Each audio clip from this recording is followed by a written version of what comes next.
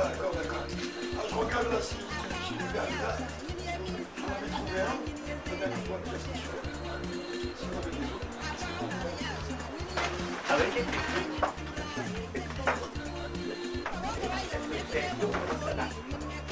Oui, il a des récits.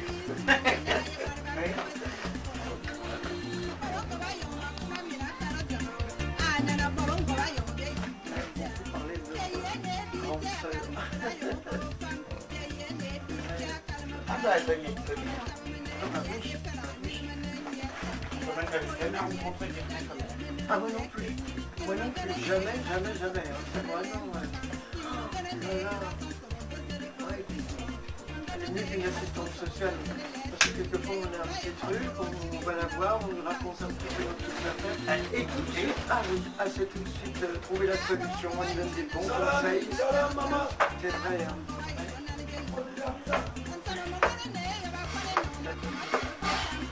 Vous avez vos vêtements, je sais pas, je les mets dans un sac. Si vous avez un sac, ça me... peut-être surveiller. Bonjour Madame Danielle, bienvenue, Bonjour, monsieur. Bienvenue sur Ayon. Et aujourd'hui sur Ayon, nous sommes chez Osimonde. Est-ce que vous pouvez un peu nous parler de cette structure que vous semblez si bien connaître? Alors je connais surtout Bernadette, c'est vrai que moi j'ai travaillé et vécu pas très loin d'ici, donc voilà, c'est un lieu où je faisais mes courses, ce centre commercial, et j'ai découvert donc Osimonde en même temps que Bernadette et cette boutique, et je trouve que c'est un lieu, donc j'y reviens maintenant régulièrement, c'est un lieu d'abord où on fait de bonnes affaires, et c'est un lieu quand on aime fouiller, hein, on en plaisante souvent parce qu'il faut aimer ça, il faut savoir le faire, et puis c'est un lieu de rencontre, c'est un lieu où voilà, toutes les personnes qui vivent ici sont accueillies très chaleureusement, très amicalement, parfois des gens dont on voit bien qu'ils sont dans des situations très difficiles et qui viennent là voilà, trouver un peu de réconfort et de générosité. Et donc ça, je trouve ça formidable. Voilà. Et puis, donc Bernadette, je trouve elle a un parcours vraiment extraordinaire. Voilà, c'est une femme formidable. Qui est généreuse et qui a à cœur, comme elle l'a dit tout à l'heure, d'aider tous ceux qui en ont besoin. Et donc moi je suis encore en activité et c'est vrai que lorsque je serai en retraite, si ce lieu, cette association a besoin de moi, enfin, ou d'autres personnes, hein, bien sûr, hein, c'est volontiers que je pourrais donner de mon temps pour que ça continue, pour que les objets, les vêtements circulent, s'échangent et que ça contribue voilà, au bien-être et au réconfort de ceux qui en ont besoin. D'accord. Oui, parce que quand vous êtes rentrée tout à l'heure, elle a dit, voilà la future directrice d'Osimonde. Voilà. Je ne peux pas m'empêcher de le répéter, parce que ça veut dire qu'elle a vu aussi que vous avez cette fibre sociale. Tout à fait, bien sûr, oui, oui. Et bien sûr, et je trouve que c'est une initiative tout à fait intéressante. Mais bon, quand je m'approcherai vraiment de la retraite et que ce projet aura à se construire, si cela doit arriver, bien sûr, ça supposera d'y réfléchir et d'y travailler, bien sûr. Pour l'instant, c'est un mot et un désir. Voilà. D'accord. Voilà.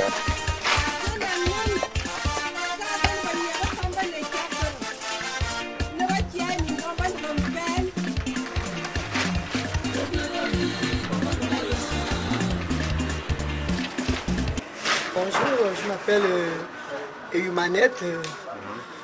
J'ai connu Maman Bernadette il y a de cela 3 ans. J'étais d'abord cliente chez elle et après, bon, force de faire des cours chez elle, j'ai vu que c'était une femme qui était très dynamique. Et puis avec l'âge, comme on l'a dit tantôt dans d'autres interviews, elle a 70 ans, vu son âge et tout. Et je suis là derrière un local, il y a des vêtements qu'il faut rentrer tous les soirs après la fermeture. Donc du coup, je me suis porté garante pour être la bénévole, pour pouvoir l'aider, à pouvoir aider d'autres personnes. Ce que je fais à Osimonde, c'est que le matin, quand j'arrive, on ouvre les locaux, on sort le linge pour que les gens puissent le voir, on fait un petit marché dehors. Et après, on fait la propriété dans les locaux, on prend des sacs poubelles où on met des linges qui ne servent plus à rien. On a un local derrière où on les dépose et tout. On essaye de faire comme on veut, le tri des vêtements, les exposer, recevoir les clients qui viennent acheter. à 50 centimes, 1 euro. Des gens comme Maman Bernadette, il y en a plus beaucoup. Déjà, c'est pas que le bénévolat, j'apprends beaucoup auprès de cette dame. Je me dis demain, parce qu'il faut que la jeunesse, tantôt on a parlé, il faut que la jeunesse prenne un peu une petite relève, parce que si Maman Bernadette n'est pas là demain, je ne dis pas qu'elle ne sera pas là, mais elle sera fatiguée avec l'âge et tout. Il faudra quand même une personne qui pourra peut-être faire encore avancer aux immondes. Donc c'est pour cela que je suis là, pour apprendre déjà, et pour que demain, si Maman Bernadette ne peut pas être là, si elle est déjà fatiguée, et que moi je puisse continuer l'œuvre qu'elle a faite. C'est pour ça que je suis là. Ah, vous assurez la relève. Je pense que d'être contente. Et c'est pour ça que je suis là. D'accord. Marcel Jacot. Je travaille évidemment à la poste qui se trouve juste à côté. Et c'est comme ça d'ailleurs que j'ai connu Bernadette il y a une dizaine d'années. Je la trouvais très très sympathique quand elle venait à mon guichet. Moi je l'aimais beaucoup. Et ensuite un jour je suis venue lui acheter quelques vêtements, en sachant qu'elle n'était pas très loin de la poste, et puis j'ai su qu'elle vendait des petits trucs. Je suis venue, et puis j'étais très contente de ce que j'achetais. Puis un beau jour, je lui ai dit, moi j'ai des affaires toutes neuves, enfin, ou que j'ai mis quelques fois, puis qu'après on en a marre, on veut les donner. Au lieu de les mettre à la poubelle, j'ai dit, bon, est-ce que je pourrais vous les donner? Elle m'a dit, oui, oui, bien sûr. Et puis bon, c'est comme ça que je lui ai donné quelques affaires. Et puis après, j'avais des fois des amis chez moi, à côté de chez moi, qui me disaient, oh là là, moi ça, j'en veux plus, je vais les mettre. Je dis non, donnez-moi, moi je vais les redonner à Bernadette.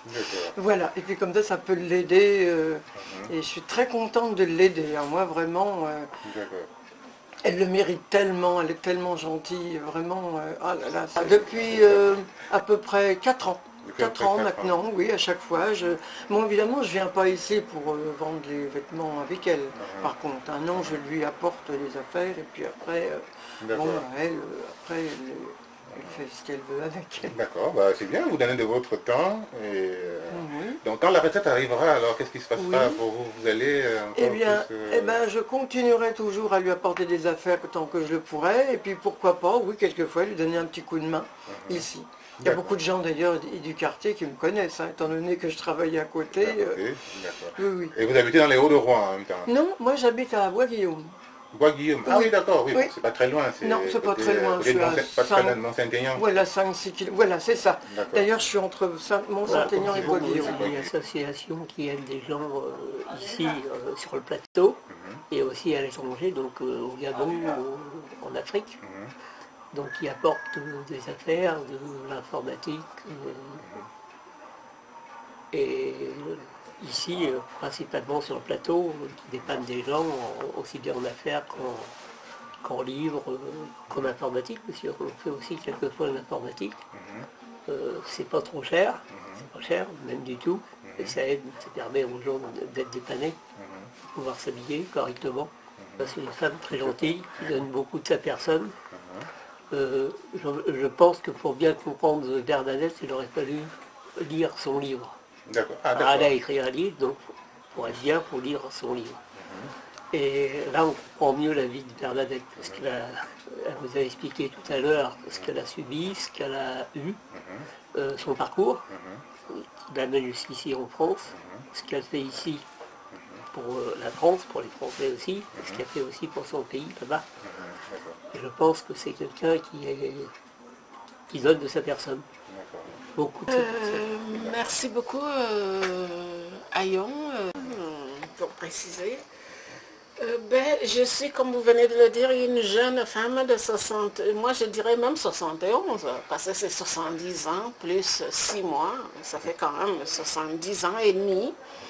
Donc, ingénieure informaticienne, oui, c'est vrai. Et j'ai commencé mes activités, je dirais, au Cameroun, dans les années 78, où j'ai créé le tout premier cabinet informatique camerounais. À l'époque, je ne vous dis pas, c'est pas de la prétention. J'ai formé des ministres, j'ai formé, alors les jeunes, on ne les comptait plus, parce que c'était incroyable, parce que... Alors, comme vous l'avez dit aussi, j'ai eu pas mal de débats. On dit des bonnes choses ne durent jamais. Bon, ça a commencé très très bien. Mais cette activité m'a créé beaucoup de jalousie au niveau des compatriotes. Bon, j'étais obligée de mettre les clés sur le paillasson et de prendre l'avion et de revenir dans mon second pays qui est dans la France. Parce que, comme disait Joséphine Baker, elle disait, j'ai deux amours. En parlant de ces deux pays, je le dis aussi, j'ai deux amours, le Cameroun et la France. Donc, je suis revenue en France, où j'ai commencé, en partant du Cameroun, j'avais laissé une ferme là-bas qui vendait des bêtes dans le monde entier. Donc, j'ai laissé cette ferme-là. Et les contacts que j'avais eus grâce à cette ferme m'avaient permis vraiment de m'installer ici. Le jour que je suis arrivée en Normandie, je ne vous cache pas, j'avais dans mon compte quelque chose comme 600 000 francs français. Et pour moi, c'était beaucoup. Alors j'ai donc, dans mes débuts, j'allais au Clos Saint-Marc, si vous voyez ce que c'est. J'avais une petite table comme ça, avec mon cahier. Je faisais mon petit sondage. Si je travaille comme Emmaüs, seriez-vous intéressé? Pourriez-vous m'apporter ceci, cela? Est-ce que ça vous intéresse? Petit à petit, j'ai fait comme ça, peut-être pendant 2 ou 3 mois. Et suivant le résultat, j'ai commencé à vendre mes propres effets que je n'utilisais plus. Et petit à petit, Ozimo n'est même plus rien parce que il y a quelques années, on était une quinzaine ici. On avait ce local que vous voyez, celui mitoyen tout de suite, et encore l'autre. Et si vous voyez Dia, on avait tout le dessus de Dia. Ça faisait 600 mètres carrés, on avait tout ça. Donc ça veut dire que vraiment, ça tournait à plein tube. Alors petit à petit, les dames avec lesquelles je travaillais, même les messieurs, on a vieilli. Hein? On a pris beaucoup de fatigue. Certaines continuent à venir. Et puis nous en sommes aujourd'hui. Bon, il y a Annette, une petite sœur à moi française aussi qui vient d'entrer là, Marcel. On est plus, puis ce charmant couple, hein, vraiment, je ne savais pas, ce couple-là m'encourage beaucoup. Peut-être qu'ils auront l'occasion de le confirmer. Donc les gens m'apportent des vêtements, les gens quittent Nantes, Paris, Lyon, pour nous apporter des effets ici. D'accord. Je vais juste poser une question. Ozimo, vous l'avez créé concrètement en quelle année? En 1998. Ah d'accord. Ah oui, en 1998. Ah oui, quand même. Et tout de suite, on s'est installé ici aussi. Dans les Hauts-de-Rouen, ici. Dans les Hauts-de-Rouen, au Sapin. Il y a 16 ans. Oui, dans les Hauts-de-Rouen. Donc, on fait un peu de tout. Au départ, cette dame, même aussi, elle a donné des sous qui arrivent là, Marcel, pour aider les petits Camerounais. Hein, parce que j'ai eu, au départ, on faisait beaucoup de choses. On aide des jeunes là-bas qui ne peuvent pas payer les livres, des fournitures scolaires et tout. Moi, j'avais tout un petit réseau, chacun qui donnait 20 €, 5, et ainsi de suite. Et on a aidé pas mal de jeunes en Afrique.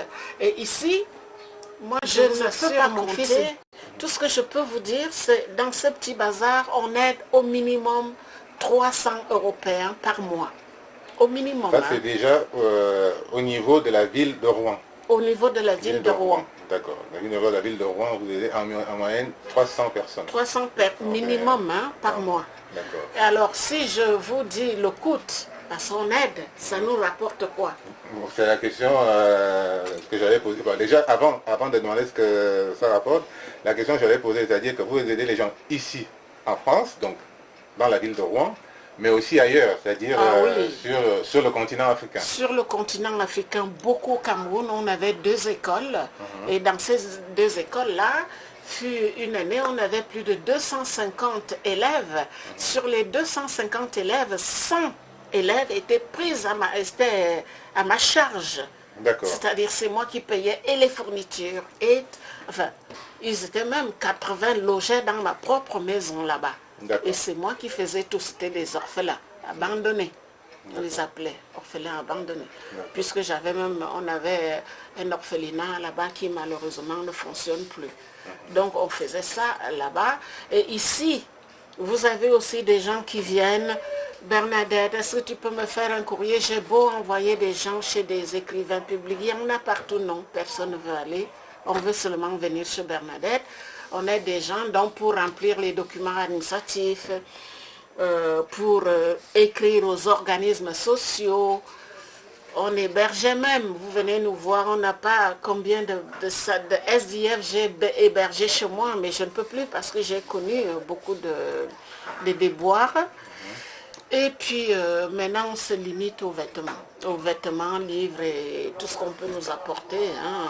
On donne une seconde vie. Alors, je voulais vous parler de ce que ça nous rapporte. Sur les 300 personnes que nous habillons par mois, ça ne nous donne même pas 100 € par mois. Il faut aider tous les jours. Vous avez ici des gens qui viennent. Ah, maman, je n'ai rien mangé depuis 2 jours. Est-ce qu'il y a de la nourriture ici? Non, on n'en a pas. Hein. Alors, vous avez des gens comme ça. Annette, elle pourra dire quelque chose. Elle en a vu, la pauvre. Et je la remercie parce qu'elle a beaucoup de courage. Elle supporte tout ça. Bon.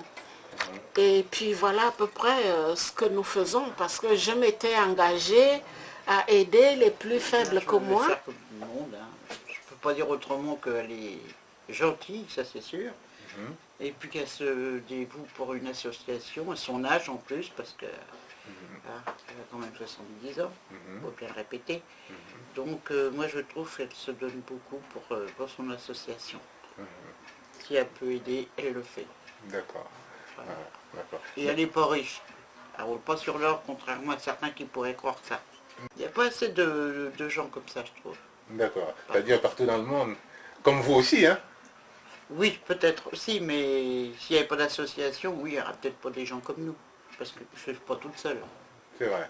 Non, mais c'est vrai que la bonté des gens, elle se révèle à ce moment-là.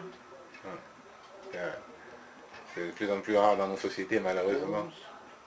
Ça, c'est sûr. Il y a plus de gens médisants que des gens qui peuvent aider. Hein. Ou qui veulent aider. Qui veulent, oui. Oui, parce que quand je suis arrivée en France, il y a un peu plus de 40 ans, je n'avais aucune forme. Enfin, j'étais sténodactylo. Mais en dehors de ça, bon, c'était un CAP sténodactylo.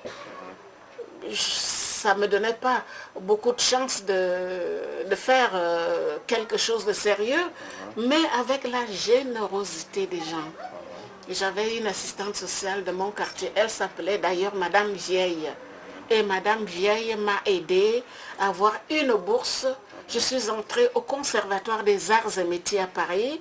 Je suis rentrée à l'Université René Descartes à Paris 5. Grâce à elle, elle m'a adoptée comme sa fille. Et ce geste-là m'avait... Je m'étais dit, si un jour j'ai quelque chose, eh bien, je vais le mettre aussi au service des autres. Parce que ce qu'elle m'a fait, et je suis restée au conservatoire à Paris 5 et d'autres IBM, j'ai fait mes études pendant 10 ans. Où j'étais même dans les centres, il fallait payer l'équivalent de 150 € par mois. Et j'avais une bourse. Et c'est l'État français qui payait tout ça. Vous vous rendez compte? Il faut le préciser, oui. C'est l'État français qui a payé. Mon pays d'origine n'a rien donné. C'est vrai.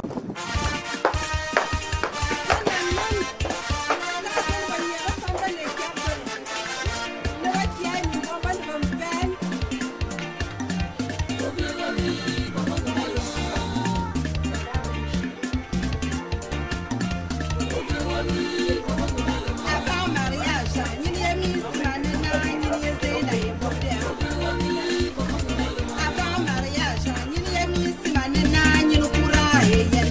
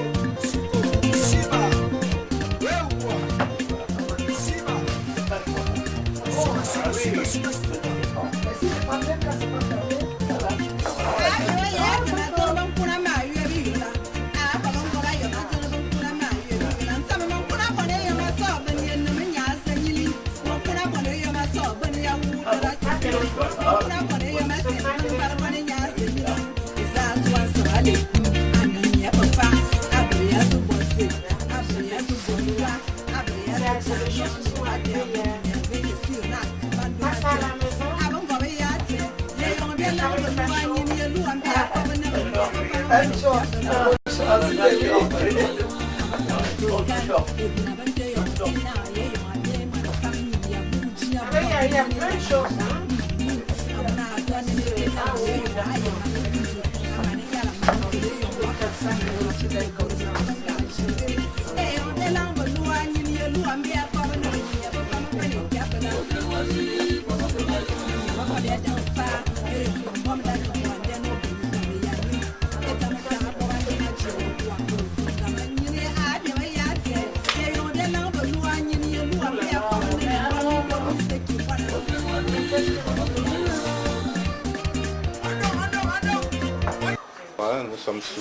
Vous êtes sur Rayon, donc un site qui valorise le patrimoine africain, de la diaspora, qui est un site qui a pour vocation, qui est une plateforme d'échange et de partage sur l'Afrique. Nous allons à la rencontre des personnages que nous estimons qu'ils réalisent des choses exceptionnelles. Et aujourd'hui sur Rayon, nous avons une femme exceptionnelle, et je pense que vous serez d'accord avec moi, c'est Madame Bernadette Nga Isomba. Bernadette Nga Isomba, qui est une jeune femme de 70 ans, parce que vraiment, jeune femme de 70 ans, oui c'est vrai, c'est son âge. On dit qu'on ne dit pas l'âge d'une femme, mais là je suis obligé de le dire parce qu'elle ne les fait pas du tout. Et cette jeune femme de 70 ans est camerounaise, et qui a une trajectoire remarquable, qui est ingénieure de formation, qui a travaillé comme ingénieure au Cameroun et en France, et aujourd'hui qui est à la retraite. Voilà. Et donc Madame Nga Isomba a une association qui s'appelle Poésie Monde.